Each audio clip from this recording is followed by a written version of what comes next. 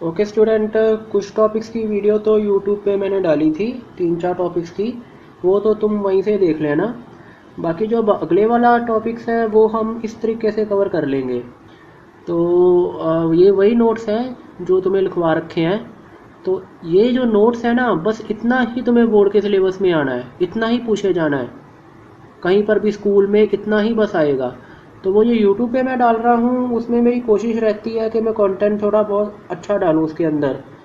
तो उसके लिए मुझे भी थोड़ा पढ़ने में भी थोड़ा टाइम लगता है, क्योंकि बहुत टाइम हो रखा है ये चैप्टर्स को पढ़े हुए। कम से कम 8 महीने हो गए हैं +2 को पढ़ाए हुए। एंड मेरे पास रिसोर्सेज एंड कंडीशन भी इतनी अच्छी नहीं है कि मैं काम जल्दी से कर सकूं। इस वजह से मुझे उसके ऊपर वीडियो डालने में टाइम लगता है। तो बाकी तुम लोग वैसे देखते भी कम ही हो, तो चलो वो तो कोई इशू नहीं है। तो बाकी चलो मैं डालता रहूँगा टाइम टू टाइम उसके ऊपर। लेकिन हम टॉपिक सब आगे वाले इसी तरीके से कवर कर लेंगे। तो तुम अपनी कॉपी खोल के रख लो चाहे, क्योंकि ये वही नोट्स है तुम्हारी कॉपी वाले। तो आज हम इलेक्ट्रिक डाइपोल पढ़ते हैं। तो इलेक्ट्रिक डाइपोल इजी टॉपिक है। तो डाइपोल होता क्या है सबसे पहले? तो डाइपोल बस ना एक दो चार्जेस हों, जैसे ये यहाँ पर मेरा कर्सर है, वहाँ पर एक -q चार्ज रखा हुआ है, एक यहाँ पर +q चार्ज रखा हुआ है। तो ये दोनों चार्जेस के बीच में कुछ डिस्टेंस है, मान लो r डिस्टेंस है। तो जो डाइपोल होता है, इस सिस्टम को डाइपोल बोलते हैं जब हमारे पास दो ओपोजिट चार्जेस किसी डिस्टेंस के ऊपर रख दिए गए हों और सेम मैग्नीट्यूड के हों, लेकिन उनका साइन अपोजिट हो। चार्जेस सेम मैग्नीट्यूड के है, ये भी q है ये भी q है, लेकिन ये -q है ये +q है। जब किसी डिस्टेंस में रख दिया तो ये सिस्टम जो बना लेगा उस सिस्टम को बोलते हैं डाइपोल। यही लिखा हुआ है यहाँ पर इंग्लिश में भी। तो जो हम डाइपोल जो सिस्टम होता है उसकी हम डाइपोल मूवमेंट निकालते हैं, उसको हम p से डोनेट करते हैं, और वो डाइपोल मूवमेंट इक्वल टू होती है जितना चार्ज होता है। तो चार्ज तो दोनों पे सेम ही है, तो वो चार्ज का मैग्नीट्यूड, ये क्यों लिखा है, मल्टीप्लाई बाय जितना बीच का डिस्टेंस है, तो मल्टीप्लाई बाय r। तो this is called the dipole movement. तो ये डाइपोल मूवमेंट एक वेक्टर क्वांटिटी होती है। तो वेक्टर क्वांटिटी है तो इसकी डायरेक्शन होएगी। तो डायरेक्शन इसकी इस तरह से होती है कि नेगेटिव टू पॉजिटिव चार्ज। इसकी डायरेक्शन डाइपोल मूवमेंट की होती है negative to positive charge. Okay, अगला ये पॉइंट लिख रखा है, यही लिख रखा है कि इसकी direction negative to positive charge होती है। और यूनिट इसके होते हैं कूलम मीटर। तो बस यही है डाइपोल के बारे में जो तुमने जानना है। आगे ये क्वेश्चन आता होता है पेपर में कि इलेक्ट्रिक फील्ड निकालनी है डाइपोल की वजह से एक्सियल पॉइंट के ऊपर। ये लिखा हुआ है एक्सियल। एक्सियल का मतलब है, जैसे डाइपोल का मतलब क्या आ गया कि नेगेटिव एंड पॉजिटिव चार्ज पड़ा हुआ है, ये पॉजिटिव होगा या नेगेटिव किसी डिस्टेंस के ऊपर। ये डिस्टेंस 2a है यहाँ पे। तो ये जो डाइपोल है, इसी के आगे एक जो पॉइंट है यहाँ पर कुछ कोई, मतलब इसके सेंटर से x डिस्टेंस के ऊपर। थोड़ा सा मैं बड़ा करके दिखा देता हूँ तुम्हें। हाँ, ये रखा हुआ है, सेंटर से किसी r डिस्टेंस के ऊपर उसने लिया हुआ है। इसके डाइपोल का सेंटर हो जाएगा ना यहाँ पर, जहाँ पे अभी मेरा कर्सर है। तो इसके r डिस्टेंस के ऊपर कोई पॉइंट है, वहाँ पर हमने फील्ड निकालनी है, डाइपोल के अलॉन्ग ही है वो। तो उस पॉइंट पर हमने फील्ड कैलकुलेट करनी है, उसी को कहते हैं एक्सियल पॉइंट। तो ये कैलकुलेट करना बहुत ईजी है, क्योंकि इलेक्ट्रिक फील्ड हमने निकालना सीखा है कि डिस्क्रीट चार्जेस के लिए कैसे निकालते हैं। तो ये भी तो दो चार्जेस ही हो गए ना, डिस्क्रीट चार्जेस। तो इनके लिए इलेक्ट्रिक फील्ड निकाल देना है।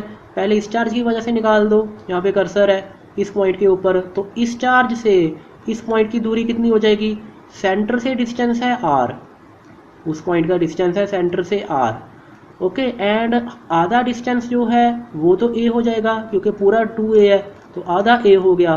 तो सेंटर से वहाँ तक का डिस्टेंस है r, आधा a हो गया, तो बचा हुआ डिस्टेंस हो जाएगा r माइनस a। तो या इस चार्ज से उस पॉइंट का डिस्टेंस कितना हो जाएगा, वो r प्लस a हो जाएगा, क्योंकि सेंटर से वहाँ का r है और ये आधा वाला a हो गया। तो टोटल यहाँ से कितना हो गया, r प्लस a। तो ये देखिए आगे उसने इलेक्ट्रिक फील्ड लिख दिया E1। E1 इलेक्ट्रिक फील्ड थी +q चार्ज की वजह से। उस पॉइंट का डिस्टेंस +q चार्ज से कितना था, r माइनस a। तो फील्ड की वैल्यू कितनी हो जाएगी, kq divided by distance square, r minus a square. इसी तरह इलेक्ट्रिक फील्ड E2 निकाल दी -q चार्ज की वजह से। तो वो kq डिवाइडेड बाय डिस्टेंस कितना है, r प्लस a, तो उसका स्क्वायर हो जाएगा। तो ये फील्ड दोनों की वजह से निकल गई। यहाँ पर डायरेक्शन अब -i कैप लिख रखी है, क्योंकि वो direction negative axis x axis के अलॉन्ग होएगी। ये +i कैप लिख रखी है, वो तुम पीछे फिगर में देख लेना। तो टोटल इलेक्ट्रिक फील्ड क्या हो जाएगी, दोनों का वेक्टर सम हो जाएगा। तो दोनों की वैल्यूज हमने यहाँ पे डाल दिया है। उसके बाद के क्यू को कॉमन लिया, आई कैप भी कॉमन आ गया, जो अंदर वाली टर्म रहेगी उनको वैसे का वैसे लिख दिया। फिर उसके बाद हमने ये वाला जो यहाँ पर एलसीएम ले लिया, और एलसीएम लेने के बाद टर्म कुछ इस तरह से आ जाएंगे। ये तुम करके देख लेना, हो जाएगा। तो यहाँ पर इसने जैसे ही होल स्क्वायर खोलने के बाद नेगेटिव साइन को अंदर लेके गए तो जो कैंसिल हो रहा था कैंसिल हो गया, 4RA बचा है उसके बाद यहाँ पर। फिर हम नीचे से R² को कॉमन लेंगे, R² हमने कॉमन लिया और यहाँ पे फिर 1 बच जाएगा, A² डिवाइड बाई R² आ जाएगा और ये कट जाएंगे जो कैंसिल आउट हो रहे हैं वैल्यूज़, और बचा के ये आएगा हमारे पास नीचे यहाँ पर R³ बच जाएगा। फिर हमने कंडीशन लेनी है कि जो डाइपोल है ना वो बहुत स्मॉल है। स्मॉल का मतलब है कि वो दोनों जो चार्जेस थे ना माइनस एंड पॉजिटिव वो पास पास पड़े हुए हैं, बहुत दूर नहीं है, और जिस पॉइंट पर फील्ड निकाल रहे हैं वो वाला पॉइंट बहुत दूर है। तो उस केस में R very very greater than A हो जाएगा। तो जब R very very greater than A हुआ तो A बाई R बहुत छोटा हो जाएगा 1 से, तो स्क्वायर ने और भी छोटा हो जाना है, तो इसलिए ये वाली टर्म को निगलेक्ट कर देंगे। बस जो बचेगी वो यही टर्म बचेगी, ये जो लिख रखी है। तो हम जानते हैं कि चार्ज इंटू जो बीच का डिस्टेंस होता है उसी को डाइपोल मोमेंट बोलते हैं। तो बीच का डिस्टेंस तो चार्ज के 2A था, तो P इंटू 2A अपने पास डाइपोल मोमेंट हो गया, तो उसकी जगह पर हमने P लिख दिया और बाकी टर्म निगलेक्ट करके ये आंसर आ गया 2KP डिवाइडेड बाई R³। ये आंसर याद भी रखना है क्योंकि ये बहुत इंपॉर्टेंट है, इसको दिमाग में रखना है, ये आ भी सकता है पेपर के अंदर, मतलब फाइनल्स में। अभी तो तुम्हारा ऑब्जेक्टिव क्वेश्चन ही आने हैं, वैसे मैं बात कर रहा हूँ, इंपॉर्टेंट है ये। अगला स्टूडेंट होता है इक्वेटोरियल पॉइंट पर। इक्वेटोरियल पॉइंट का मतलब होता है जैसे चार्ज एक माइनस यहाँ पर है, पॉजिटिव यहाँ पर है, मतलब ये डाइपोल पड़ा हुआ है हमारे पास। एक्सियल जैसे था यहाँ पे था एक्सियल पॉइंट, कर्सर है यहाँ पर। इक्वेटोरियल होता है कि बिल्कुल परपेंडिकुलर डायरेक्शन में, ये तो डाइपोल मूवमेंट की डायरेक्शन तो ऐसे हो जाएगी ना, बिल्कुल परपेंडिकुलर इस पॉइंट के ऊपर फील्ड निकालना है जो सेंटर से किसी वाई डिस्टेंस के ऊपर हो। तो फील्ड कैसे निकालते हैं, हमें पता है फील्ड वेक्टर है, तो सबसे पहले इस पॉइंट पर फील्ड की डायरेक्शन बनाएंगे। ये नेगेटिव चार्ज की वजह से इलेक्ट्रिक फील्ड की डायरेक्शन उसी की तरफ होएगी, तो E1 वो इलेक्ट्रिक फील्ड शो कर रखी है नेगेटिव चार्ज की वजह से। पॉजिटिव की वजह से इस पॉइंट पर जो फील्ड होएगी उसकी डायरेक्शन ऐसे होएगी, वो शो कर रखी है। पहले हमने वेक्टर की डायरेक्शन बना ली, अब हमने रिजॉल्व करना है, तो E1 को रिजॉल्व करेंगे इस डायरेक्शन में तो कितना आ जाएगा, E1 cos थीटा आ जाएगा। इसी तरह E2 को भी रिजॉल्व करेंगे, वो भी कितना आ जाएगा, एंगल थीटा बन रखे हैं दोनों की साइड, क्योंकि ये एंगल हमने थीटा माना हुआ है ये वाला, और ये वाला भी थीटा माना रखा है, इसलिए ये वाला भी थीटा हो जाएगा और ये अल्टरनेट इंटीरियर हो जाएंगे दोनों, ये वाला भी थीटे हो जाएंगे। तो फिर E cos theta and E cos theta 2E cos theta इधर को फील्ड हो जाएगी अपने पास। E same E1 and E2 same होएगा, वो इसलिए E1 E2 सेम होएगा क्योंकि चार्ज भी सेम है जिनका साइन है और मैग्नीट्यूड चार्ज जिसका सेम है, एंड डिस्टेंस जिस पॉइंट पर फील्ड पता कर रहे हैं वो भी सेम है। ये भी डिस्टेंस सेम हो गया ना, ये डिस्टेंस कितना आ जाएगा, ये आधा डिस्टेंस A है, ये डिस्टेंस Y है, तो ये वाला distance A² plus Y² root आ गया। इसी तरह ये डिस्टेंस भी A² Y² रूट आ जाएगा। तो डिस्टेंसेस भी सेम है पॉइंट का चार्जिस से, और वो चार्जिस भी सेम मैग्नीट्यूड के थे, इसलिए उस पॉइंट पर दोनों चार्जिस की वजह से फील्ड सेम होएगी। E1 एंड E2 सेम है, वो पहले वैसे ही अलग अलग लिख रखे हैं, बाद में आगे जाके नीचे लिखा होगा कि सेम है, इसलिए दोनों की वजह से फील्ड इधर को कितनी आ जाएगी 2E cos थीटा। एंड जो परपेंडिकुलर कंपोनेंट है E2 का, ये वाला E का कंपोनेंट E sin थीटा आ जाएगा, नीचे वाला भी E sin थीटा ही आएगा, तो कैंसिल हो जाएंगे दोनों। ओके, तो हमने कर रखा है, इलेक्ट्रिक फील्ड निकाल रखा है, हमें पता है कैसे निकालते हैं, वो बस यही लिखा है। पहले E1 फील्ड निकाल ली, तो E1 फील्ड निकाल लिया, ये यहाँ पर लिख रखी है E1 फील्ड, फिर E2 निकाल रखी है, कई बार हमने कर रखा है, ये तुम खुद से देख लेना। फिर नेट फील्ड दोनों को जोड़ा हमने, तो जोड़ने के बाद हमारे पास जो E1 एंड E2 की वैल्यू हमने फिर फिगर से भर दी है, इस फिगर से कि E1 E2 कितना आएगा। हमें चार्ज की मैग्नीट्यूड भी पता थे Q एंड डिस्टेंस भी हमने पता कर लिया, डिस्टेंस केयर, तो E1 E2 आ गया, और E1 E2 देखो बराबर है दोनों, तो ये लिख रखा है E1 बराबर है E2। उसके बाद हमने वो E1 E2 की वैल्यू यहाँ पे डाल दी है, ये यहाँ पर डालनी थी। तो डालने के बाद हमारे पास कुछ इस तरह से आ जाएगा, दो टर्म कैंसिल आउट हो जाएंगी, वही साइन वाली कैंसिल होनी है, कॉस वाली ऐड होनी है, हमने पहले ही फिगर से देख के अंदाज़ा लगा लिया था। तो उसके बाद ये टर्म बचेगी, फिर कॉस थीटा की वैल्यू भर देनी है फिगर से कॉस थीटा कितना आ जाएगा, तो बेस कितना है A और हाइपोटेन्यूज कितना है A² प्लस Y² का रूट। तो ये तुम देख लो यहाँ पर वो वैल्यू डाल देगा, कॉस थीटा की value A divide by A² plus Y² root. तो फिर से वही बात है, K इंटू 2A क्या बन जाएगा, वो वैल्यू p होती है, वो आगे जाके हम लिखेंगे उसको k इंटू टू ए को p। तो नीचे यहाँ पर ए स्केयर वाई स्केयर का रूट है, ए स्केयर वाई स्केयर है, ए स्केयर प्लस वाई स्केयर की पावर 3/2 बन गया। तो फिर से ए स्केयर को कॉमन लेना है, जैसे हमने पिछले क्वेश्चन में आर को कॉमन लिया था, यहाँ पर ए स्केयर को कॉमन लेना है, वहाँ पर आर स्केयर को लिया था। ए वो डिस्टेंस है ना सेंटर से उस पॉइंट का, जैसे यहाँ पर बना रखा है, समझ ही गए होगे वैसे तो तुम, यहाँ से लेकर के उस पॉइंट का डिस्टेंस है ना, sorry this one is the Y, centre से उस पॉइंट का डिस्टेंस वाई है, ए ये 2a ये वाला डिस्टेंस है जो चार्जेस के बीच का है। तो यहाँ से इसने इस तरह से ले लिया है वैल्यू को। तो फिर से a बाई वाई बहुत छोटा होगा 1 से, तो वो फिर टर्म नेगलेक्ट हो जाएगी। ये यहाँ पे इसने गलत लिख दिया, एक्चुअली ये गलत कर रही है ये यहाँ पर सारा कुछ। इसने वाई स्क्वायर को कॉमन लेना था, इसने गलती से ए स्क्वायर को कॉमन लिख लिया है। तुम भी अपनी कॉपी में करेक्ट कर लेना, इसने गलत कर रखा है, जिसकी भी ये कॉपी थी। वाई स्क्वायर को कॉमन लेना है क्योंकि डाइपोल छोटा है ना, तो ए को नहीं, वाई बहुत ज़्यादा बड़ा डिस्टेंस है, जो चार्जेस के बीच का डिस्टेंस है ना ये वाला, ये बहुत छोटा है, तो ये वाई ज़्यादा है, तो जो बड़ी वाली वैल्यू है उसको कॉमन लेना है। तो ये तुम करेक्ट कर लेना यहाँ से कितना आएगा, वाई स्क्वायर को कॉमन लेके फिर आगे सॉल्व होएगा ये देखो आगे ये ठीक कर रही है। अब इसने देखो a बाई वाई लिख दिया है, पीछे y बाई ए लिखा हुआ था, तो इसने गलत कर रखा है। वो फिर निगलेक्ट कर देंगे टर्म, y को कॉमन ले लेना तुमने, वाई स्क्वायर को, फिर a बाई वाई वाली टर्म आ जाएगी तुम्हारे पास, तो वो निगलेक्ट हो जाएगी, फिर 1 से बहुत छोटी होएगी क्योंकि y बहुत बड़ा होगा a से। उसके बाद हमने ये जो टर्म बच के आ जाएगी इस तरह से, वो k p divide by Y cube आ जाएगी। तो डायरेक्शन क्या आ जाएगी, माइनस आई कैप, मतलब वो माइनस आई कैप के लॉन्ग होएगी। और आंसर याद रखना है कि इक्वेटोरियल पॉइंट पर फील्ड का ये आंसर होता है के माइनस, मतलब के P divide by Y cube, direction minus I cap के लॉन्ग। उसके बाद जो आगे है हमारे पास, वो हमने ये है कि हमारे पास जो इलेक्ट्रिक डाइपोल है ना, वो किसी एक्सटर्नल फील्ड में पड़ा हुआ है। जैसे इलेक्ट्रिक फील्ड बना रखी है ना एक्स एक्सिस के लॉन्ग, थोड़ा सा और बड़ा करके देख लेते हैं, एक्स एक्सिस के लॉन्ग इलेक्ट्रिक फील्ड बना रखी है, एंड ये हमारे पास डाइपोल पड़ा हुआ है। ये देखो नेगेटिव चार्ज है, पॉजिटिव चार्ज है, तो इस चार्ज के ऊपर फोर्स की डायरेक्शन क्या होएगी, लेफ्ट साइड होएगी, क्योंकि ये चार्ज नेगेटिव है। तो जो नेगेटिव चार्ज होता है उस पर फोर्स की डायरेक्शन इलेक्ट्रिक फील्ड के ऑपोजिट होती है, जो पॉजिटिव चार्ज होता है उस पर फोर्स की डायरेक्शन इलेक्ट्रिक फील्ड के अलॉन्ग होती है, क्योंकि एफ इक्वल टू क्यू ही होता है ना। तो अगर चार्ज नेगेटिव हो गया, ये वाला जो मान लो चार्ज है, जो क्या एफ लिखा हुआ है, F equal to q into e, तो चार्ज अगर नेगेटिव हो गया तो एफ एंड ई की डायरेक्शन उल्टी हो जाएगी, क्योंकि माइनस ई ऑफ एफ हो जाना ना।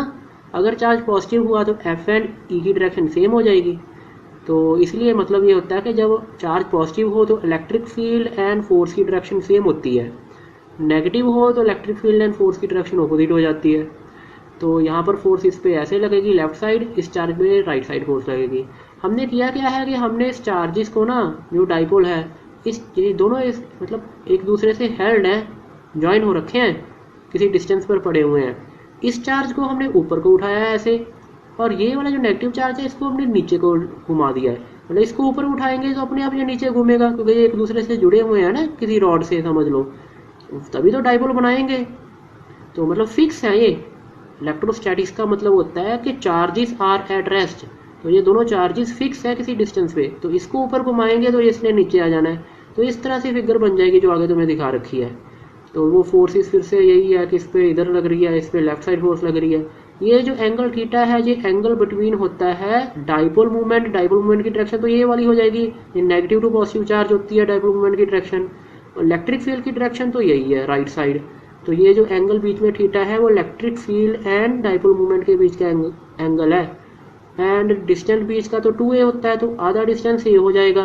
तो ये वाला इतना डिस्टेंस कितना हो जाएगा, a का ये कंपोनेंट कितना आ जाएगा, a साइन थीटा। तो ये वाला हमारे पास a साइन थीटा आ गया।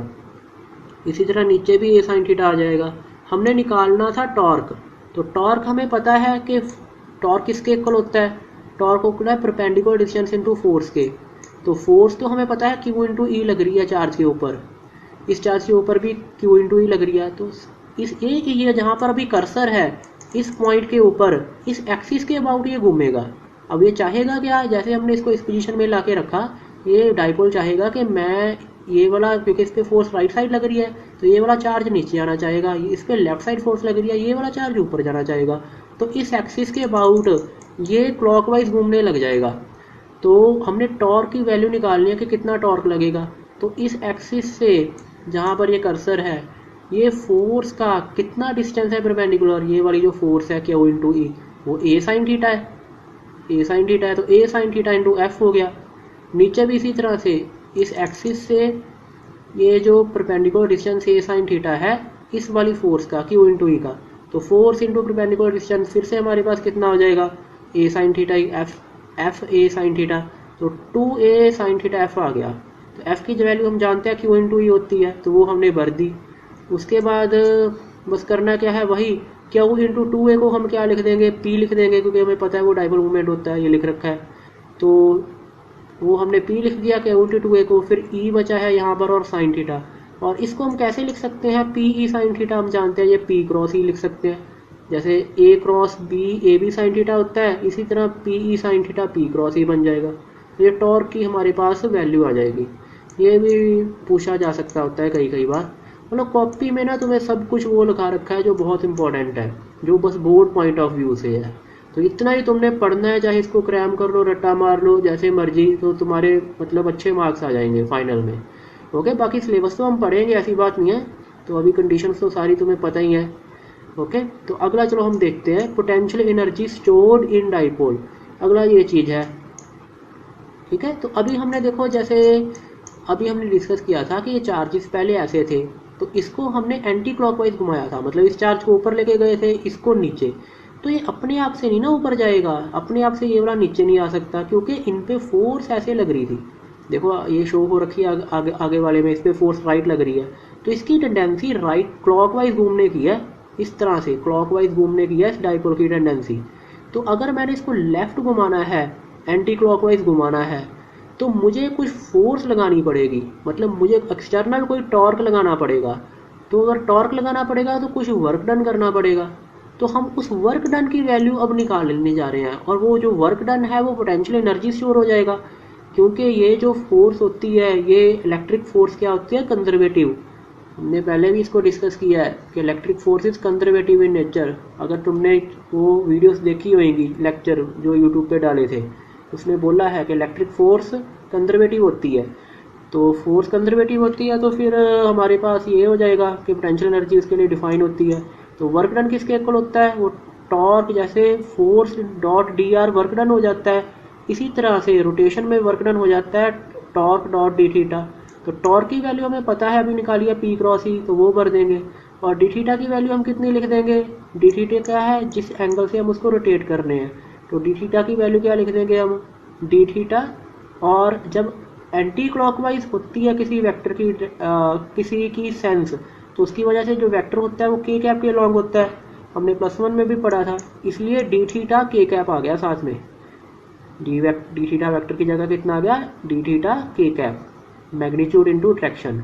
उसके बाद ये तो के कैप था पहले, ये के डॉट के 1 हो गया, क्योंकि P क्रॉस ई की डायरेक्शन क्या होगी, तुम पहले वेक्टर के लॉन्ग फिंगर रख लो, P के लॉन्ग, E के लॉन्ग घुमाओ, तो जैसे तुम यहाँ पर P के लॉन्ग फिंगर रखोगे, P की डायरेक्शन तो ये होएगी negative to positive, and E के लॉन्ग जब घुमाएंगे तो हमारे पास जो थंब होएगा वो इनटू द प्लेन जाएगा, मतलब माइनस के कैप। इसीलिए P क्रॉस E की जो वैल्यू है P E साइन थीटा, साथ में डायरेक्शन क्या लिख रखी है, माइनस के cap. And D theta anti clockwise घूमेगा, तो एंटी क्लॉकवाइज सेंस में डायरेक्शन क्या हो गया, के कैप, तो फिर के डॉट के 1 हो जाएगा। तो हमारे पास जो बचेगा वो ये बचेगा। इसके बाद जो आगे है टर्म, वो यहाँ पे निकाल रखी है, जो छोटी सी डिस्प्लेसमेंट डी थीटा के लिए हमने वर्क डन निकाल लिया, थोड़ी सी डिस्प्लेसमेंट के लिए। अब इसको इंटीग्रेट कर देंगे टोटल वर्क डन निकालने के लिए, तो वो टोटल वर्क डन कितना आ जाएगा, इसको इंटीग्रेट करके साइन का इंटीग्रेशन माइनस कॉस आ गया, फिर बस ये टोटल वर्क डन आ गया, और वो as a potential energy store होएगा। तो that U is equal to the minus P E cos theta, ये यहाँ से निकल के आ रहा है, और पी ई कॉस थीटा को माइनस पी डॉट ई भी लिख सकते हैं। तो ये भी फॉर्मूला याद रखना है। Potential energy stored in dipole कितनी स्टोर होती है, जब थीटा एंगल से घुमा दें तो माइनस पी डॉट ई होती है, मतलब minus P E cos theta. And torque कितना लगाना पड़ता है उसको भी याद रखना है, वो लिख रखा है torque is equal to P cross E. अगला जो टॉपिक है दैट इज पोटेंशियल। तो फिजिक्स में इसका भी बहुत बड़ा रोल होता है, हम +1 में भी कई बार हमने डिस्कस किया था, और ये जो पोटेंशियल है इसको हम इलेक्ट्रिक पोटेंशियल बोलते हैं। तो सेम हमने पोटेंशियल ग्रेविटेशन पोटेंशियल पढ़ा था ग्रेविटेशन चैप्टर में, तो ये बिल्कुल उसकी कॉपी है, बस वो मासेस के लिए था, ये चार्जेस के लिए है। तो है क्या कि एक चार्ज यहाँ पर प्लस क्यू पड़ा हुआ है और दूसरा हम चार्ज ये फिक्स है ये वाला प्लस क्यू, और ये वाले चार्ज को हम इन्फिनिटी से लेके आ रहे हैं बहुत दूर से और किसी आर डिस्टेंस पे ला के रखना है। तो हमने कैलकुलेट करना है कि कितना वर्क डन करना पड़ेगा। तो अगर तुम्हें वो वाला टॉपिक अच्छे आता है, तो आता ही होगा मुझे पता है, तो तुम ये आराम से कर लोगे। अब हम जानते हैं कि इस चार्ज की वजह से इस चार्ज पे जो फोर्स लगेगी वो राइट डायरेक्शन में लगेगी।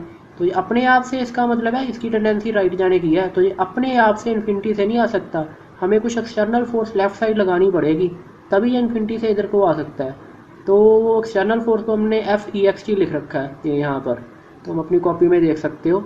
तो हमने क्या निकालना है, वर्क डन निकालना है। तो पहले हम थोड़ी सी डिस्प्लेसमेंट के लिए वर्क डन निकालेंगे, जैसे +1 में किया था। तो वो F.dr लिख देंगे उसको, ये यहाँ पे लिखा होगा कहीं, ये लिखा हुआ है आगे जाके। और पोटेंशियल डिफरेंस किसके इक्वल होता है, पहले हम जानते हैं that is work done per unit charge. वहाँ पे भी ऐसे लिखा था, work done per unit mass लिखा था +1 में। तो पोटेंशियल डिफरेंस का मतलब होता है final potential minus initial, and जो वर्क डन है that is equal to small जो वर्क डन होएगा डिस्प्लेसमेंट के लिए DW that is equal to FEXT.dr। तो ये अपने पास वर्क डन आ जाएगा। तो force and displacement same direction में है, तो कॉस ऑफ एंगल 0 आ गया। एंड फोर्स एक्सटर्नल हम कितनी लगा रहे हैं, जितनी इलेक्ट्रिक फोर्स होती है, क्योंकि कांस्टेंट वेलोसिटी से लेके यहाँ जाना होता है ना, तो इस वजह से फोर्स इसकी डायरेक्शन क्या होगी, वैल्यू सेम रखनी होती है, F एक्सटर्नल उतनी F इलेक्ट्रिक के, तो इसलिए F इलेक्ट्रिक आ गया यहाँ पर। और F इलेक्ट्रिक की वैल्यू हम जानते हैं, मतलब इलेक्ट्रिक फोर्स K/r² है, कूलम फोर्स ही है, तो ये हमने यहाँ पे भर दी है। उसके बाद हमने इंटीग्रेट कर दिया इसको, तो जैसे इंटीग्रेट कर देंगे K बाहर आ गया, तो dr/r² है। तो इसका इंटीग्रेशन तुम जानते हो कैसे करना है, हमने कई बार डिस्कस कर लिया है। तो इसके सॉल्व करने के बाद तुम्हारे पास ये आंसर आ जाएगा। ओके, एंड पोटेंशियल किसके इक्वल होता है, वर्क डन का आंसर ये आ गया। तो पोटेंशियल होता है total work done divided by charge, तो वर्क डन को 4 से डिवाइड करेगा तो ये आंसर आ गया। पोटेंशियल का K/r, किसी पॉइंट चार्ज की वजह से, जो Q चार्ज होता है पॉइंट चार्ज, उसकी वजह से R डिस्टेंस के ऊपर पोटेंशियल कितना होता है, ये K/r। और इलेक्ट्रिक फील्ड जो Q चार्ज की वजह से किसी R डिस्टेंस पे होती है वो होती है K/r²। तो ये दोनों रिजल्ट दिमाग में याद रखने हैं। पोटेंशियल होता है K/r, electric field K/r², and potential scalar होता है, इलेक्ट्रिक फील्ड वेक्टर होती है। पोटेंशियल इज द स्केलर, ये स्केलर नंबर है, वेक्टर नहीं है ये। तो इसमें अगर मान लो चार्ज तुम्हारे पास पॉजिटिव है तो तुम प्लस साइन भी साथ में लिखोगे, मतलब चार्ज की जब वैल्यू डालनी है ना इस फॉर्मूले के अंदर, मान लो पोटेंशियल निकालना पड़े, तो चार्ज की जब वैल्यू डालनी है तो विद साइन डालनी है। मतलब पॉजिटिव चार्ज है तो प्लस साइन डालेंगे, नेगेटिव चार्ज है तो माइनस डालेंगे। मतलब पॉजिटिव की वजह से पॉजिटिव पोटेंशियल होगा, पॉजिटिव नंबर आ जाएगा ना अगर पॉजिटिव साइन डाल दिया। नेगेटिव की वजह से नेगेटिव पोटेंशियल होगा, नेगेटिव चार्ज का नेगेटिव पोटेंशियल, पॉजिटिव चार्ज का पॉजिटिव। अब आगे जो क्वेश्चन है उसमें ये दे रखा है, देखो हेडिंग के पोटेंशियल निकाल रहे हैं बहुत सारे चार्जेस की वजह से, due to the system of charges. तो काफ़ी चार्जेस पड़े हैं, जैसे Q1 Q2 Q3 यहाँ पड़ा है, up to so on Q1। इन सारे चार्जेस की वजह से हमने किसी पॉइंट P पर पोटेंशियल निकालना है, और डिस्टेंस भी दे रखा है, Q1 से R1 है, Q2 से R2, Q3 से R3, up to so on Rn। तो सबकी से वजह से पोटेंशियल निकालना है, तो पता है पोटेंशियल का फार्मूला ये है KQ/R1, और पोटेंशियल तो स्केलर होता है, तो कोई डायरेक्शन बनाने की तो ज़रूरत है नहीं। तो करना क्या है, बस पहले की वजह से पोटेंशियल KQ/R1 आ गया, अगली की वजह से KQ/R2, अगली बार KQ3/R3, मतलब जो भी चार्जेस हैं, और टोटल सबका क्या हो जाएगा, ऐड हो जाएगा। तो सभी का पोटेंशियल ऐड कर दिया, तो सबका ऐड करके लिख दिया, तो उसी को हम टोटल पोटेंशियल बोल देंगे। तो ये निकल आएगा इस तरह से। आगे ये क्वेश्चन कुछ दे रखा है, कोई क्वेश्चन तो तुम खुद देख सकते हो। तो वैसे बोर्ड में कोई क्वेश्चन अब तो बहुत सिंपल हो गया है, क्वेश्चन में हमेशा चॉइस आती है थ्योरी के साथ, तो तुम क्वेश्चन छोड़ भी सकते हो। लेकिन डेवलपमेंट के लिए, फिजिक्स की अंडरस्टैंड के लिए तो इम्पोर्टेंट होता है क्वेश्चन समझना, प्रॉब्लम्स ही करनी होती है और तो कुछ नहीं होता। तो इसके अंदर भी चलो थोड़ा सा फटाफट देख लो कि इसके ऊपर दो चार्जेस दे रखे हैं हमें, एक शायद 12 का है, एक -18 का है। तो हमने किसी पॉइंट पर वो पॉइंट बताना है जहाँ पर पोटेंशियल 0 होगा। तो पोटेंशियल 0 हो सकता है ना, क्योंकि एक चार्ज नेगेटिव है एक पॉजिटिव है, तो नेगेटिव की वजह से नेगेटिव पोटेंशियल होगा, पॉजिटिव चार्ज की वजह से किसी पॉइंट पर भी पॉजिटिव पोटेंशियल होगा। तो वही पॉजिटिव एंड नेगेटिव ऐड होकर 0 हो सकते हैं। तो वो पॉइंट बताना है जहाँ पर पोटेंशियल क्या हो, 0। तो हमने वो मान लिया कि यहाँ से कोई डिस्टेंस वो मान लो x है, तो वहाँ जहाँ पे पोटेंशियल 0 है, तो अगर ये डिस्टेंस x है तो फिर ये टोटल 6 है, तो इस पॉइंट से इस चार्ज का कितना हो जाएगा, 6 - x हो जाएगा। तो फिर बस तुम्हें डिस्टेंस भी पता चल गया, चार्ज भी पता है, तो पोटेंशियल का फार्मूले में चार्ज एंड डिस्टेंस ही तो चाहिए, जैसे इलेक्ट्रिक फील्ड के फार्मूले में चाहिए चार्ज एंड डिस्टेंस, इसमें भी चार्ज एंड डिस्टेंस ही चाहिए। और तुम लिख दो KQ डिवाइडेड बाई एक्स, ये 18 कूलम से माइक्रो कूलम वाले चार्ज से एक्स डिस्टेंस है ना, ये लिख रखा है नीचे, तो वो कितना लिख दिया हमने, KQ डिवाइडेड बाई एक्स। और उस चार्ज से मतलब कितना आ जाएगा, उससे आ जाएगा KQ 12 है और 6 - x है, तो वो आ जाएगा। और ये देखो यहाँ पर लिखा हुआ है, तो 12 इंटू माइक्रो कूलम को कूलम में चेंज कर देना है। फिर ये V2 पोटेंशियल आ गया, टोटल पोटेंशियल ऐड करके 0 लिख दो, क्योंकि हमने वो पॉइंट चाहिए यहाँ पर पोटेंशियल कितना है, 0। और यहाँ से इसको x निकाल लेना है इसको सॉल्व करके, तो ये अपने पास आंसर आ जाएगा। आगे पोटेंशियल लिखा हुआ है, ये क्वेश्चन इतना वैसे पूछा तो नहीं जाता, लेकिन फिर भी देख लो, तुम खुद से कर लेना, मैं हल्का सा बता देता हूँ। Potential due to the dipole at axial point, ये डाइपोल है, इसकी वजह से जैसे हम इस एक्सियल पॉइंट पर पहले फील्ड निकाल रहे थे, अब हमने क्या निकालना है, पोटेंशियल निकालना है, तो वो वैसे ही करना है। अभी हमने पता है इसकी वजह से ये दोनों के बीच का डिस्टेंस तो 2 है, इस सेंटर से उस पॉइंट का डिस्टेंस हमारे पास कुछ x है, तो फिर यहाँ से कितना डिस्टेंस आ जाएगा इस पॉइंट P का, ये इतना x है, वो सॉरी इतना x है, और यहाँ से लेकर यहाँ तक का a है, तो इस चार्ज से उस पॉइंट का डिस्टेंस आ गया x + a। और इसी तरह से इससे वो डिस्टेंस कितना आ जाएगा, x - a, वो नीचे लिख रखी हैं वैल्यूज़।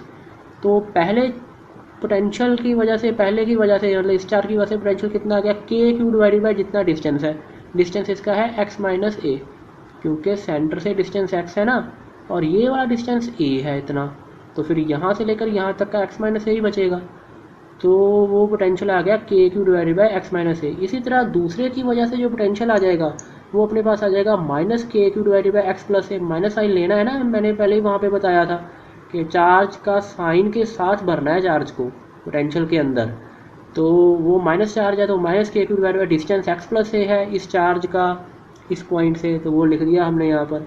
फिर टोटल पोटेंशियल क्या आ जाएगा, टोटल पोटेंशियल ऐड करके आ जाएगा, टोटल पोटेंशियल को ऐड कर दिया, जब ऐड कर दिया तो ये वैल्यू से बस ऊपर वाली जो हमने लिख रखी थी ना यहाँ पर V1 V2, वो बस वहाँ पे भर देनी है, और नीचे सॉल्व करते जाना है, KQ कॉमन आ जाएगा, फिर ये एलसीएम आ जाएगा, एलसीएम के बाद जैसे आगे सॉल्व करेंगे, और फिर हमने ये जो ऊपर वाली कैंसिल आउट हो जाएंगे जो कैंसिल होने थे, और नीचे ऐसे आ जाएगी x² / a², तो ये पोटेंशियल आ जाएगा हमारे पास। फिर से हमने क्या करना है, यही पता है हमें कि डिस्टेंस बीच का बहुत स्मॉल होता है डाइपोल उस पॉइंट से जहाँ पर हमने पोटेंशियल पता कर रहे हैं, जहाँ फील्ड पता कर रहे हैं, तो x² को कॉमन ले लेना है। फिर उसके बाद हमारे पास a² / x² आएगा, यहाँ पर वो वाली टर्म को नेग्लेक्ट कर देना है, तो आंसर कितना आ जाएगा, KP डिवाइडेड बाई x², ये आ जाएगा हमारे पास इक्वेटोरियल पॉइंट पर पोटेंशियल की वैल्यू। वैसे पूछते नहीं होते, लेकिन चलो कर लो इसको। तो ये वही सॉल्व किया है जो पीछे डिस्कशन किया ना, ये वही सॉल्व कर रखा है, KP बाई x² आंसर आ गया। जैसे एक्सियल पॉइंट पर किया था, अब इक्वेटोरियल पॉइंट पर पोटेंशियल का पता करना है, तो इक्वेटोरियल पॉइंट तो ये वाला होता है, तो ये चार्ज -q है, ये +q है, तो इस पॉइंट से इस चार्ज की दूरी हम जानते हैं कि कितनी है, y² प्लस कितना ये वाला बेस का स्क्वायर का रूट, पीछे पहले अभी पता किया है इलेक्ट्रिक फील्ड निकालते समय, ये दूरी भी उतनी है, सेम है, तो दूरी भी सेम है, चार्ज भी सेम है, तो फिर नेगेटिव चार्ज की वजह से इस पॉइंट पर पोटेंशियल कितना आ जाएगा, -KQ डिवाइड बाई जितना डिस्टेंस है a² + y² का रूट। पॉजिटिव की वजह से उस पॉइंट पर पोटेंशियल कितना आ गया, KQ divide by a² + y² root.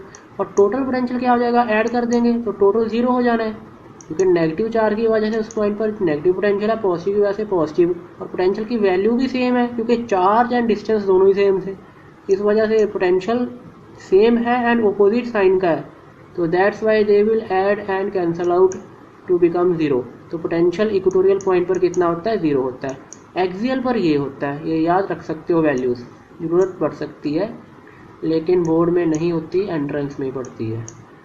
आगे हमने निकालना है relationship between the potential difference and electric field, ये बहुत इंपॉर्टेंट है बोर्ड पॉइंट ऑफ व्यू से, भी ये लिख भी रखा है शायद इसने इंपॉर्टेंट, तो ये इंपॉर्टेंट चीज़ है।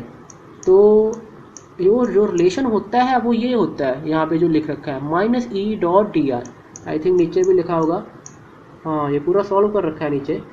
तो यहाँ पर वर्क डन हम जानते हैं किसके इक्वल होता है, एफ डॉट डी आर के। एफ की जगह पे हम क्या लिख सकते हैं, फोर्स तो उतनी होती है एक्सटर्नल फोर्स जो थी एफ ई एक्स की जितनी इलेक्ट्रिक होती है, तो हमने एफ की जगह पर इलेक्ट्रिक फोर्स लिख दिया, लेकिन दोनों फोर्सेस अपोजिट डायरेक्शन में होती है इसलिए माइनस साइन आ गया। F is equal to minus of F electric, तो माइनस साइन आ गया है। उसके बाद हम जानते हैं कि वर्क डन किसके इक्वल हो जाएगा, पोटेंशियल एनर्जी स्टोर के। वर्क डन पोटेंशियल एनर्जी के इक्वल होता है क्योंकि ये फोर्सेस कंजर्वेटिव है सारी, तो फिर इसकी जगह पे डी यू आ गया, डब्ल्यू एक्स की जगह पे डी यू, और ये माइनस है ये एफ डॉट ई आर, ये अपने पास इस तरह से आ गया। फिर एफ इलेक्ट्रिक की जगह पे हम जानते हैं क्यू इंटू ई लिख देंगे, तुम अपनी कॉपी से देख सकते हो अगर यहाँ से ठीक नहीं दिखाई दे रहा, तो एफ इलेक्ट्रिक की जगह पे क्यू इंटू ई आ गया। फिर और पोटेंशियल डिफरेंस पोटेंशियल एनर्जी जो हमें लिखा है डी यू, ये हम जानते हैं पोटेंशियल एनर्जी वर्क डन एक ही बात है, तो पोटेंशियल एनर्जी भी क्या हो जाएगी फिर चार्ज इंटू पोटेंशियल डिफरेंस। जैसे work done per unit charge क्या होता है, work done per unit charge होता है हमारे पास पोटेंशियल डिफरेंस, तो वर्क डन तो एनर्जी के इक्वल है, ये तुम पीछे देख लेना अपनी कॉपी में, ये फॉर्मूला लिखा होगा, सेम ही बात है ना, क्योंकि डब्ल्यू एंड यू, तो क्यू इंटू डेल्टा भी आ जाएगा डी यू की जगह पर। +1 में भी हमने ग्रेविटेशन में देखा था, तो क्यू से क्यू कैंसिल आउट हो गया तो डी वी रह गया, तो डी वी की वैल्यू आ गई minus E dot D are यहाँ से, तो इंटीग्रेट कर देंगे, तो इंटीग्रेट करके v रह जाएगा, तो वो आ जाएगा integration of minus integration of, ये लिख रखा है ई डॉट डी आर। तो ये अपने पास potential difference and electric field में रिलेशन आ गया, ये पोटेंशियल डिफरेंस है, ये इलेक्ट्रिक फील्ड है, ये बहुत इंपॉर्टेंट चीज़ है, इनके बीच में रिलेशन आ गया कि potential difference and electric field में क्या रिलेशन होता है, minus of integration of E dot D R that is equal to the potential difference. Okay, ये माइनस साइन ये नीचे जो कुछ लिख रखा है ना, ये लिख रखा है कि माइनस साइन ये बताता है कि इलेक्ट्रिक फील्ड के अलोंग पोटेंशियल गिरता है। माइनस साइन का मतलब क्या है कि जैसे इलेक्ट्रिक फील्ड के हम अलोंग जाएंगे ना, तो पोटेंशियल की वैल्यू क्या होती जाती है, कम होती जाती है, तो ये माइनस साइन बताता है, तो ये इनके बीच का रिलेशन आ जाएगा। आगे क्वेश्चन भी कर रखा है, तो उस क्वेश्चन से भी यही समझाने की कोशिश की है कि इलेक्ट्रिक फील्ड के लॉन्ग पोटेंशियल गिरता है। जैसे यहाँ पर कुछ उसने इलेक्ट्रिक फील्ड की वैल्यू दे रखी है, ऊपर लिखी है, और राइट डायरेक्शन है इलेक्ट्रिक फील्ड की, डायरेक्शन राइट साइड है, तो होएगा क्या कि राइट साइड अगर हम बढ़ते जाएंगे ना तो पोटेंशियल कम होता जाएगा, लेफ्ट साइड आते जाएंगे तो पोटेंशियल बढ़ता जाएगा, क्योंकि पोटेंशियल डिफरेंस ये लिखा हुआ है किसके इक्वल होता है, minus integration of E dot D are, तो माइनस साइन यहाँ पे रिप्रेजेंट ही ये करता है कि इलेक्ट्रिक फील्ड के लॉन्ग क्या होएगा, पोटेंशियल कम होएगा। तो ये इसने कुछ वैल्यू, बस ई की वैल्यू थी, ये ई की वैल्यू हमने यहाँ पे डाल दी है, और डी आर की जगह पर हम क्या लिख सकते हैं, डी एक्स आई कैप डी वाई जे कैप, क्योंकि आर हमारे पास एक्स प्लस वाई जे कैप होता है ना, एक्स आई कैप वाई जे कैप, तो डी एक्स आई कैप डी वाई जे कैप बन जाएगा। तो ये डी एक्स की वैल्यू हमने डी एक्स आई कैप डी वाई जे कैप, जो डी आर की वैल्यू हमने यहाँ पे डाल दी, तो ये आ जाएगा। फिर आई डॉट आई वाले 1 हो जाएंगे, जे डॉट आई वाला 0 हो जाएगा, वो तभी 0 हो गया, आई डॉट आई वाला 1 हो गया, तो ये आ गया। फिर हमने लिमिट डाल दिया 3 to 7, 3 से 7 तक, तो यहाँ से आंसर निकाल देना है, ये आ जाएगा हमारे पास इस तरह से। अगला क्वेश्चन है पोटेंशियल ड्यू टू द, अगला टॉपिक है potential due to the dipole at any point, किसी भी पॉइंट पर निकालना है हमने डाइपोल की वजह से पोटेंशियल, तो ये भी निकाल देंगे। डाइपोल ये माइनस और प्लस क्यू चार्ज पड़ा है, किसी पॉइंट पी पे निकालना है, ये बड़े क्वेश्चन में आ जाता होता है, 5 नंबर में ये वाला सवाल पूछ लेते होते हैं स्कूल के अंदर। ओके, तो देखो इसलिए मैंने वो भी बच्चों को करवा दिया था, जो पीछे हमने पोटेंशियल पढ़ा है ना इक्वेटोरियल पॉइंट पर एंड एक्सियल पॉइंट पर, तो इसीलिए करवा दिया था, क्योंकि ये वाला तो उससे मतलब जनरल पॉइंट पर निकालना है, जो तो थोड़ा मुश्किल है निकालना, वो तो बहुत ईजी थे, तो इसलिए वो वाले करवा दिए थे। वैसे वो पूछते नहीं होते, ये वाला पूछ लेते होते हैं। तो ये पॉइंट से, ये चार्ज से उस पॉइंट का डिस्टेंस है r1 माइनस क्यू चार्ज से, प्लस क्यू चार्ज से उस पॉइंट का डिस्टेंस है r2, जिस पॉइंट पर फील्ड निकालनी है, सॉरी पोटेंशियल निकालना है जिस पॉइंट पर। पहले हम क्या करते थे, पहले हम इक्वेटोरियल पॉइंट पर निकाल रहे थे पोटेंशियल, यहाँ पर जहाँ एक्सियल पॉइंट पर निकाल रहे थे। अब कोई भी पॉइंट है, ना ये इक्वेटोरियल है ना ये एक्सियल पर है, तो उस पॉइंट पर हमने पोटेंशियल निकालना है। सेंटर से उस पॉइंट की दूरी जो है डेट इज r, और वो जो डाइपोल के साथ एंगल बना रहा है, ये वाला पॉइंट के साथ सेंटर वाली लाइन, वो थीटा एंगल बना रही है। तो पहले हमने इस चार्ज की वजह से उस पॉइंट पे पोटेंशियल कितना होगा, अगर डिस्टेंस r1 है तो पता लग गया, चार्ज क्यू है तो KQ डिवाइडेड बाई r1, मैं नेगेटिव साइन भी आ जाएगा क्योंकि इसका चार्ज नेगेटिव है।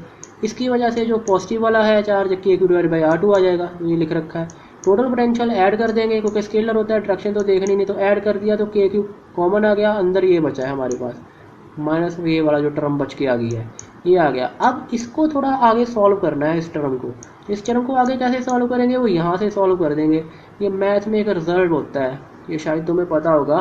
जैसे हम इस ट्रायंगल को देखें, अगर ये वाली ट्रायंगल, ये वाली जो ट्रायंगल है जिस पे मैंने कर्सर घुमाया है, इस ट्रायंगल में हम ये जानते हैं कि ये वाली जो साइड है आर स्क्वायर फिर प्लस ए स्क्वायर माइनस ये सामने वाली साइड एंगल के R two square divided by 2r into A, ये value is equal to cos theta होती है।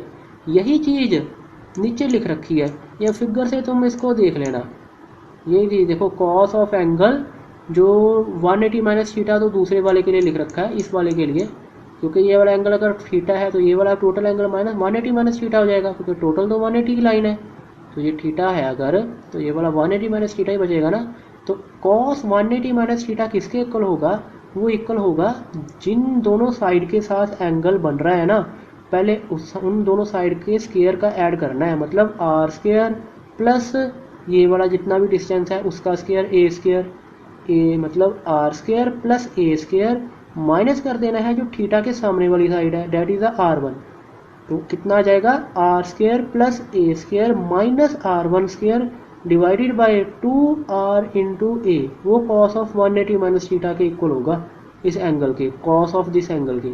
तो वो ये लिख रखा है नीचे, इसको तुम देख लेना। और cos 180 minus minus cos theta होता है, तो फिर यहाँ से हमारे पास कुछ इस तरह से वैल्यू आ जाएगी। तो इसको देख लेना आगे। तो हमने करना क्या है, यहाँ से मैंने करना क्या है, r1 निकालना है हमें, हमारा टारगेट ये है। ये जो r1 बैठा हुआ ना यहाँ पर, इसको निकालना है किसी तरह। तो फिर ये नीचे वाली टर्म को उधर ले गए, फिर यहाँ से r1 निकाला हमने, क्योंकि वही चाहिए ना हमें, बेसिकली हमें 1/r1 चाहिए। तो पहले हमें r1 निकालना है, फिर उसको 1/r1 करना है ताकि यहाँ पे वैल्यू डाल सकें। तुम्हारे सामने या तुम्हारी कॉपी में सारा कुछ करने के बाद r1 इतना आ जाएगा, ये जो लिख रखा है। तो सारी जो भी कंडीशंस लेने के बाद, ओके, r बहुत बड़ा है इसे मान के उसको नेगलेक्ट कर दिया कुछ टर्म को, ये आ जाएगा अपने पास। फिर 1/r1 चाहिए हमें, तो इसलिए इसको 1 डिवाइडेड बाई r1 स्क्वायर लिख दिया। r1 स्क्वायर आ रहा है ना, तो 1/r1 स्क्वायर, तो इधर भी ये भी 1 डिवाइडेड बाई हो जाएगी टर्म। फिर इसको ऊपर लेके जाएंगे, तो जैसे ऊपर लेके जाएंगे तो ये हमारे पास आई थिंक ये रूट होगा, तो ये फिर -½ हो गया। ये यहाँ पे रूट भी आएगा, 1/½ आएगा, उसने लिखा नहीं है, तो 1/½ यहाँ पर है। नो, ठीक है ठीक है, जब इसने 1/r² किया हुआ है ना यहाँ पर, तो फिर ये यहाँ तक ठीक है, यहाँ तक ठीक लिखा हुआ है, इस इक्वेशन तक ठीक है। फिर जब 1/r1² था, जब 1/r1 रह गया तो सारे का इधर रूट हो जाएगा, तो स्क्वायर से रूट कट गया तो यहाँ पे रूट आ गया। तो फिर ये वाली टर्म ऊपर जाएगी तो -½ होएगा। फिर बाइनोमियल थ्योरम लगेगी, तो बाइनोमियल थ्योरम लगाते ही अपने पास क्या आ जाएगा, 1/r1, ये तो 1/r तो पहले ही बार था, तो ये बाइनोमियल थ्योरम लगा के ये आ जाएगा। ये हमने +1 में भी ग्रेविटेशन में देखा था, कितना आ जाएगा, 1 + nx + n × n - 1 x²/2 factorial, इस तरह से टर्म चलती है। फिर हायर टर्म को नेगलेक्ट करके जो टर्म बचेगी वो सिर्फ इतनी बचेगी, मतलब ये पहली वाली टर्म, बाकी सारी नेगलेक्ट, ये वाली सारी स्क्वायर वाली नेगलेक्ट। सिमिलर ये हमारे पास 1/r1 की वैल्यू आ गई। अब 1/r1 हमारे पास आ गया है, तो हमने करना क्या है, अगर 1/r1 आ गया है, सिमिलरली हम 1/r2 लिख देंगे। हमने पूरा सॉल्व करने की ज़रूरत नहीं है अभी, ये जैसे पूरा सॉल्व करने लग गए, नो, हमें बस 1/r1 पता है, तो यहीं से हमने 1/r2 लिख देना है। उसमें क्या आ जाएगा, 1/r1 में यहाँ पे माइनस साइन आया था और 1/r2 में यहाँ पे प्लस आ जाएगा। एग्जाम में भी ऐसे कर सकते हो तुम फाइनल में, कि सिमिलरली वी कैन राइट कि 1/r2 is equal to this value. बस अगर यहाँ पे माइनस साइन है तो यहाँ प्लस आ जाएगा, यहाँ प्लस होता तो फिर यहाँ पे माइनस आ जाना था। तो उसके बाद हमने जो 1/r1 है एंड 1/r2 है वो पीछे उस इक्वेशन में जिसको शायद फर्स्ट माना हुआ है उसमें वैल्यू डाल देनी है। तो वैल्यू डालते ही अपने पास ये वैल्यू आ गई, ये चीज़ें। फिर उसके बाद हमने बस इस यहाँ पे कॉमन लिया 1/r को, तो फिर जो कैंसिल हो रहे थे वो कैंसिल हो गए, ये नहीं कैंसिल होंगे, 1 कैंसिल होगा, ये गलती से उसने कैंसिल मार रखा है। तो ये दोनों ऐड हो जाएंगे, तो ऐड हो गए अपने पास ये वैल्यू आ गई। तो वही 2 इंटू क्यू इंटू ए को पी लिख देते हो डाइपोल मोमेंट। तो ये हमारे पास पोटेंशियल निकल के आ चुका है। ओके, किसी भी पॉइंट पर, किसी एंगल थीटा पर। ओके, ये एक्सियल या इक्वेटोरियल पर नहीं है, किसी भी पॉइंट पर है। लेकिन देखो तुम इसको चेक कर सकते हो, ये किसी भी पॉइंट पर है ना, तो अगर एक्सियल पर निकालें तो एक्सियल पॉइंट पर थीटा कितना हो जाएगा, हम जानते हैं कि एक्सियल पर थीटा 0 हो जाएगा, कोई एंगल ही नहीं बनना एक्सियल पॉइंट पर इलेक्ट्रिक डाइपोल मूवमेंट के बीच में एंड उस पॉइंट के बीच में, तो एंगल 0 हो जाएगा। तो cos 0 1 होता है, तो cos ऑफ एंगल 0 1 हो गया, तो आंसर कितना आ जाएगा के P divided by this distance square. तो तुम आंसर देख लो चाहे कि एक्सियल पॉइंट पर हमने इतना आंसर निकाला था के P divided by distance x square. Okay, और अगर इक्वेटोरियल पॉइंट पर निकालें तो इक्वेटोरियल पॉइंट पर थीटा 90 हो गया, तो cos 90 0 होता है, तो फिर इक्वेटोरियल पॉइंट पर पोटेंशियल कितना आ जाएगा, 0 आ जाएगा। ओके, तो ये चेक भी हो सकता है इस तरीके से। तो ये जनरल पॉइंट के लिए लेकिन इसकी वैल्यू इतनी आ जाएगी पोटेंशियल की। ये क्वेश्चन आ जाता होता है 5 नंबर में, फाइनल में भी आ जाता होता है। This is the important. Okay, तो ये इतना हो जाएगा यहाँ तक।